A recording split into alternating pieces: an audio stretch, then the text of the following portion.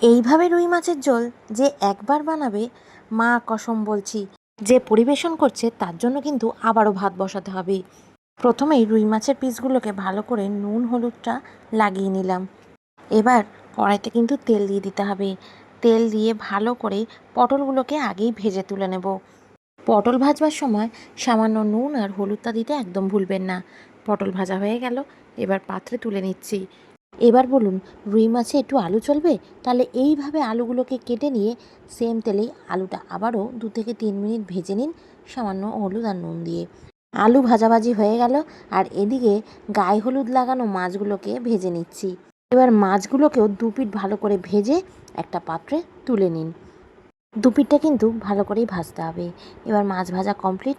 Same তেলে ফোড়নে দিয়ে দিলাম 1 চামচ কালো জিরে আর পেঁয়াজ। কালো জিরে পেঁয়াজটাকে খুব ভালো করে ভেজে নিতে হবে। পেঁয়াজটা হালকা ভাজা ভাজা হয়ে গেলে এর মধ্যে একটা টমেটো দিয়ে দিলাম। টমেটোটা কুচি করে দিয়েছি, সামান্য নুন দিয়ে ভালো করে নাড়াচাড়া করছি যাতে টমেটোটা একদম নরম হয়ে যায়। হলুদ গুঁড়ো, জিরে গুঁড়ো, ধনে গুঁড়ো, অল্প কাশ্মীরি লঙ্কার গুঁড়ো। এবার খুব ভালো করে কষিয়ে নিয়ে অল্প অল্প তেল রিলিজ করতেই আমাদের দিয়ে দিতে হবে ভেজে নেওয়া আলু আর পটলটা। এবার 2-3 মিনিট আরও কষান। ব্যাস, এবার তো খুবই সোজা। জল ঢেলে দিলাম। এবার আলু আর পটলটাকে একদম সেদ্ধ করে ফেলুন আর ঢাকা দিয়ে রান্না করুন।